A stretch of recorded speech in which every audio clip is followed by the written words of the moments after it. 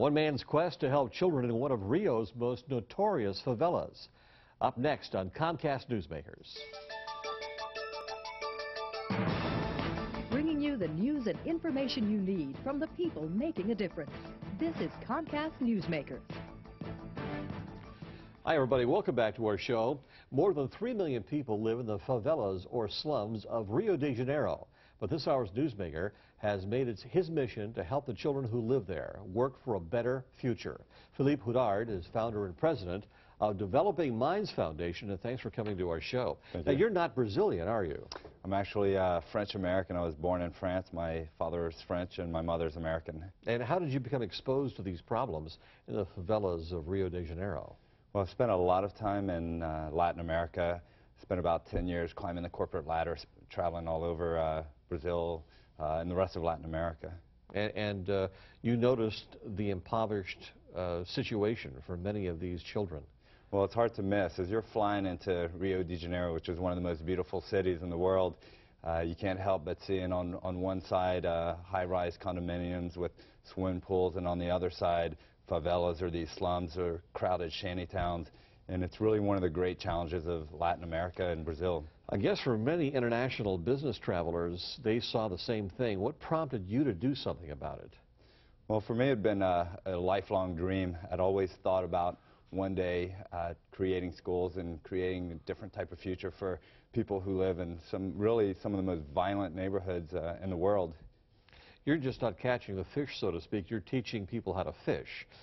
So what are you doing here to actually bring these 3 million people out of the favelas? Well, we're going one by one. Uh-huh. And the first time that I went into Rocinha, which is the largest slum in Latin America, right in the middle of Rio, the first person that I ran into was a 14-year-old kid wearing shorts, flip-flops, and no shirt, and carrying a Uzi submachine gun. This is the type of challenge that we face. There are these gangs that patrol around with that are heavily armed, and what we try to do is create the fundamental aspects of education in an environment where they can actually have a chance to enter the job market. So one of our schools, actually several of our schools, focus on teaching technology and basic computer literacy. How do you break the gang mentality, though? Because it's not just it's a place where people can actually feel comfortable and feel accepted as well, right? And that's the challenge. All of these kids just want to be somebody. The lure of the gang life is very strong. It's a combination of being able to carry guns and the power and prestige in the neighborhoods that come along with that, the money, being able to attract the girls. It's a very powerful lure. But what we try to show them is that by being able to go into mainstream society, you've got, first of all, a better chance of surviving. There's a very great chance of getting killed when you're in these gangs. So first of all, it's that you can actually have a normal life, and you can have a job, and you can be proud of who you are. Now, you're in Rio de Janeiro, but you're also in Colombia. Right. Do you find a similar situation in Colombia as well? Well, it's at the root, it's the same cause, which is desperate poverty, lack of opportunity, and hopelessness. And in Colombia, it's slightly different in that it's a beautiful country as well, just like Brazil. But it's a country that's been for 40 years in a state of civil conflict. It's doing much better now, but there's still a lot of challenges.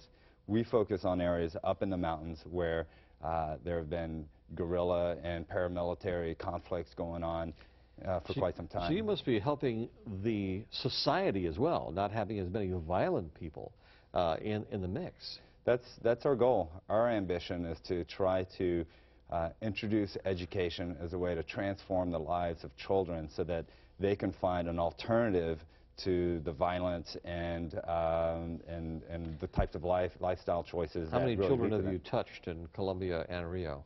In Colombia, probably about 6,000 right now. In Brazil, we're at probably about 1,000, and we've got a few more programs that we're just on the verge of opening. And that's good.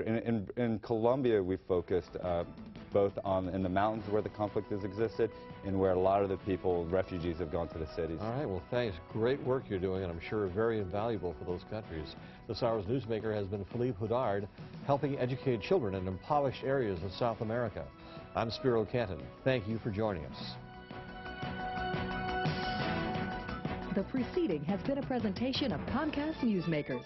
And now, back to CNN Headline News.